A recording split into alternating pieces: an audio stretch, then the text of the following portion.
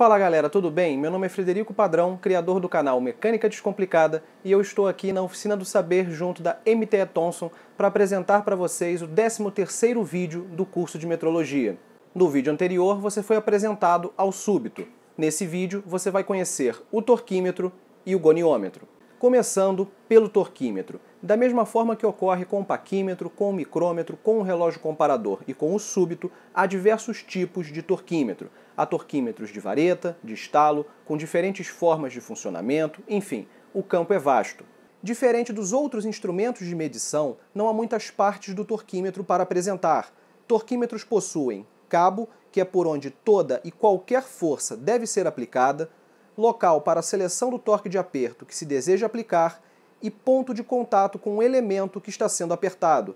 Geralmente, nesse ponto, se utiliza um soquete, mas também pode ser um bit, uma chave especial, dentre outros. Assim como nos demais instrumentos, há torquímetros com diferentes encaixes e capacidades de aperto. Há torquímetros específicos para torques baixos, há torquímetros específicos para torques altos, enfim, há torquímetros para basicamente todos os tipos e faixas de torque de aperto. Observação importante: alguns torquímetros só aplicam o torque de aperto em um sentido de rotação. No caso desse torquímetro, como você pode ver no corpo dele, ele só aplica torque no sentido horário. Obviamente, há torquímetros que são capazes de aplicar torque no sentido anti-horário também. A utilização dos diversos tipos de torquímetro essencialmente é a mesma, mudando apenas a forma de definir o torque de aperto desejado, que são várias. Por causa disso, eu não vou apresentar e explicar como se utiliza um torquímetro específico, mas sim focar no motivo do torquímetro ser tão importante.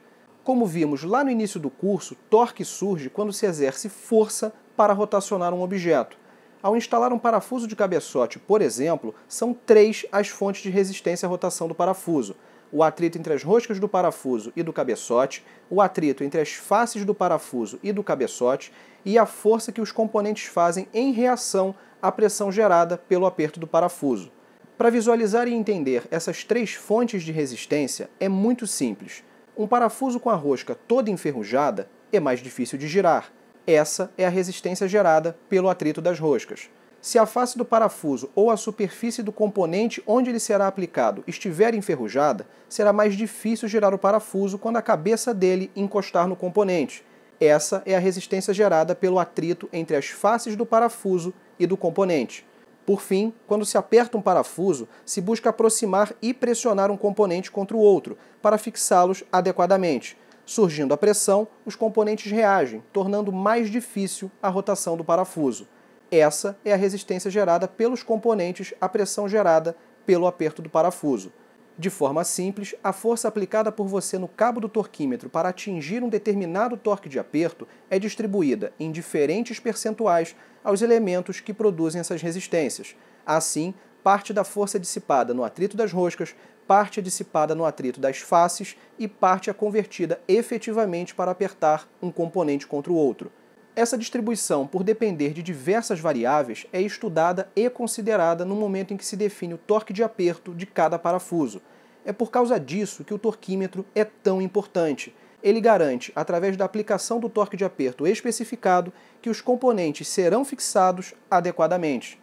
Contudo, porém, entretanto, mesmo com a utilização do torquímetro, é possível que ocorram problemas no aperto. Se a rosca de um parafuso estiver danificada, por exemplo, a força dissipada no atrito dessa rosca será superior à dos demais parafusos.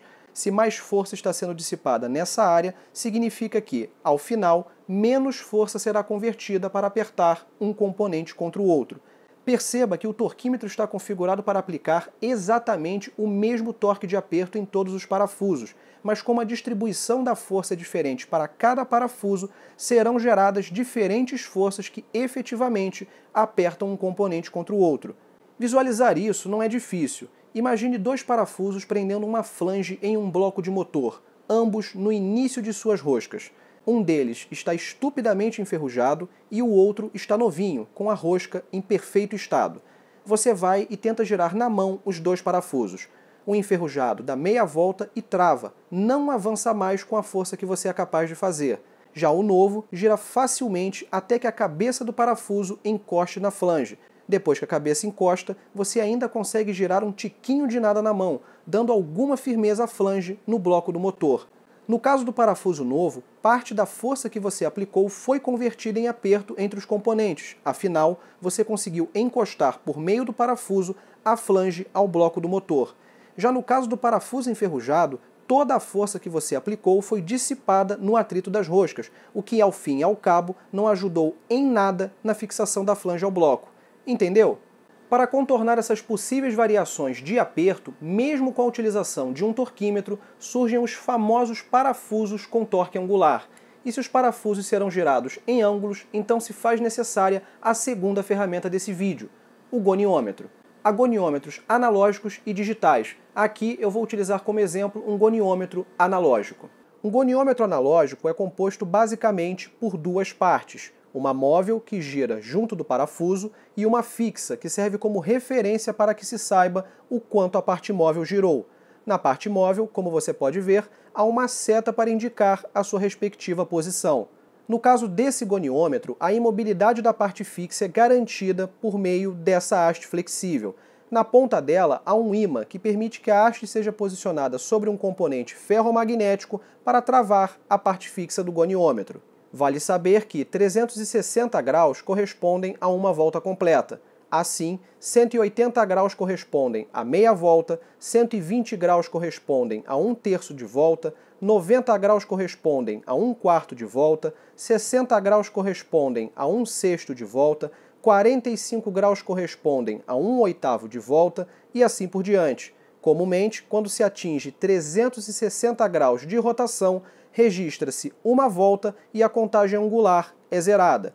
Exemplo, 370 graus é igual a 360 graus mais 10 graus, ou uma volta completa mais 10 graus. 540 graus é igual a 360 graus mais 180 graus, ou uma volta completa mais 180 graus, que é meia volta. A utilização do goniômetro, assim como o torquímetro, não envolve mistérios. O goniômetro é instalado entre a chave e o parafuso, para poder acompanhar a rotação do parafuso. Feito isso, basta girar o parafuso por meio da chave até que o ângulo de aperto especificado seja atingido. Se por algum motivo for necessário realizar o aperto angular em múltiplas etapas, basta ir somando os ângulos já aplicados até que seja atingido o ângulo final especificado. Exemplo. Vamos supor que um parafuso, segundo a literatura técnica, deve ser apertado com 120 graus. Informação importante, o aperto desse parafuso é feito no sentido horário. Se for possível alinhar no início do aperto o ponteiro da parte móvel com o zero da parte fixa, show de bola. Nessa condição, basta girar a chave até que o ponteiro da parte móvel alinhe com o traço de 120 graus da parte fixa. Feito isso, o aperto estará concluído. Caso não seja possível, com um único movimento, atingir os 120 graus, não há problema. Se não for necessário soltar a parte fixa para reposicionar o goniômetro e se a parte móvel permanecer conectada na mesma posição ao parafuso, basta soltar a chave e encaixá-la em uma nova posição, seguindo com o aperto normalmente até que os 120 graus sejam atingidos. Se for necessário reposicionar a parte fixa, soltar a parte móvel do parafuso encaixando ela em outra posição, ou se não for possível no início do aperto alinhar o ponteiro da parte móvel com o zero da parte fixa, o processo de aperto deve ser conduzido de forma diferente. Nesses casos, você deve registrar os pontos inicial e final de cada movimento para fazer a conta de quantos graus já foram aplicados. Saiu de 30 graus e foi até 65 graus no sentido horário? Então você aplicou 35 graus. Saiu de 330 graus e foi até 20 graus no sentido horário, então você aplicou 50 graus, pois em 360 graus, como eu expliquei ainda há pouco, a contagem zera. De 330 até 360 graus temos 30 graus e de 0 até 20 graus temos 20 graus. Somando os dois, 50 graus. Observação importante. É interessante ir somando a cada etapa de aperto os ângulos já aplicados para saber quanto de rotação ainda resta aplicar. Se você já aplicou 95 graus em etapas anteriores e o ângulo especificado é de 120 graus, então ainda lhe restam 25 graus. Conduzir o aperto dessa forma evita que você acabe errando na aplicação do ângulo especificado. A questão é, por que há apertos em ângulos? O que esse tipo de aperto traz de vantagens? De forma simples, o aperto em ângulo traz equilíbrio ao aperto. Conhecendo as especificações da rosca de um parafuso, é possível saber o quanto ele avança a cada volta completa. Vale saber que, após o contato da cabeça do parafuso, é este avanço que é responsável por forçar um componente contra o outro, fixando-os. Assim, se um parafuso avança tantos milímetros ao ser rotacionado em um determinado ângulo, outro parafuso com as mesmas especificações avançará os mesmos milímetros se for rotacionado com o mesmo ângulo, independentemente das condições das roscas e das superfícies. Como há uma relação entre o ângulo de rotação do parafuso e a força exercida por ele sobre os componentes, garante-se um maior equilíbrio de aperto ao aplicar aperto angular em todos os parafusos. Você já deve ter ouvido falar em parafusos de cabeçote elásticos, certo? Esses parafusos recebem tanto aperto com um torquímetro quanto aperto angular com um goniômetro. Os parafusos elásticos são produzidos para se comportarem de uma forma bem particular quando recebem o aperto especificado. De forma muito simplificada, eles são feitos para deformarem, porque uma vez deformados, eles entram em uma região de menor variação de força aplicada aos componentes. Para que todos os parafusos entrem nessa região de menor variação de força aplicada aos componentes, eles precisam ser apertados de forma que essa deformação seja garantida, e isso é obtido com o aperto angular. Independentemente das condições das roscas e das faces dos parafusos e dos componentes, o aperto em ângulo garante que todos os parafusos irão avançar o mesmo comprimento. Com esse avanço uniforme de todos os parafusos, é possível garantir, com base nos estudos do projeto, que todos os parafusos entrarão na zona de deformação de interesse. Uma vez nessa zona, estará garantido um maior equilíbrio ainda das forças aplicadas pelos parafusos. Tal característica é extremamente importante em cabeçotes, por exemplo, onde deve haver um equilíbrio de aperto para que se evite problemas como uma junta mal esmagada, mal assentada ou mal comprimida. Vale saber que a deformação apresentada pelo parafuso elástico é permanente e que tal deformação altera, dentre outros fatores, as características da rosca do parafuso. Isso significa que a rosca de um parafuso novo, nunca utilizado, será diferente da rosca de um parafuso exatamente igual, mas que já foi aplicado e apertado uma vez. Esse é um dos fundamentos da seguinte e famosa regra: parafusos elásticos só podem ser aplicados e apertados uma única vez. Eles não devem ser reutilizados em hipótese alguma. As propriedades desses parafusos já não são mais as mesmas e, portanto, eles não apresentarão o comportamento previsto no projeto. Tal condição só é garantida com parafusos novos, que nunca foram aplicados ou apertados. Observação importante: o torquímetro é feito para medir o torque de aperto no seu ponto original de contato com o elemento que está sendo fixado. Caso você utilize um acessório que desloque o ponto de contato, aumentando o tamanho do braço de alavanca do torquímetro, você precisará fazer uma conta rápida para aplicar o torque correto. A conta é esta: TT, torque a ser definido no torquímetro, é igual a TA, torque que se deseja aplicar, vezes L, distância entre o centro do cabo e o centro do ponto original de contato do torquímetro, tudo isso dividido por LT, distância entre o centro do cabo e o centro do novo ponto de contato. Exemplo exagerado, mas que tem um objetivo. Vamos supor que você quer aplicar 100 Nm a um parafuso. Você mediu a distância do centro do cabo ao centro do ponto de contato original do torquímetro e ela é de 30 centímetros. Você vai usar um acessório que prolonga o braço de alavanca do torquímetro para 60 centímetros, ou seja, dobra ele. Qual deve ser o torque definido no torquímetro para que sejam aplicados 100 Nm nesse parafuso? Vamos à conta. Lembrando que, como o torque está em newtons-metro, nós devemos converter as medidas de distância de centímetros para metros. TA, 100 Nm, vezes L, 0,3 metro, tudo isso dividido por LT, 0,6 metro. Fazendo essa conta, chegamos a um valor de 50 Nm, que é o torque que deve ser definido no torquímetro para que sejam aplicados 100 Nm no parafuso. Se você lembra do vídeo sobre torque, esse resultado faz todo sentido. Ao dobrarmos o braço de alavanca, precisamos fazer metade da força anterior para aplicar o mesmo torque, e foi exatamente isso que verificamos nas condições desse exemplo. Legal, né? Outro ponto extremamente importante: para sempre aplicar o torque de aperto correto, toda a força aplicada no torquímetro deve ser feita exclusivamente no cabo. mais especificamente posicionando a mão que aplicará a força de forma absolutamente centralizada no cabo do torquímetro.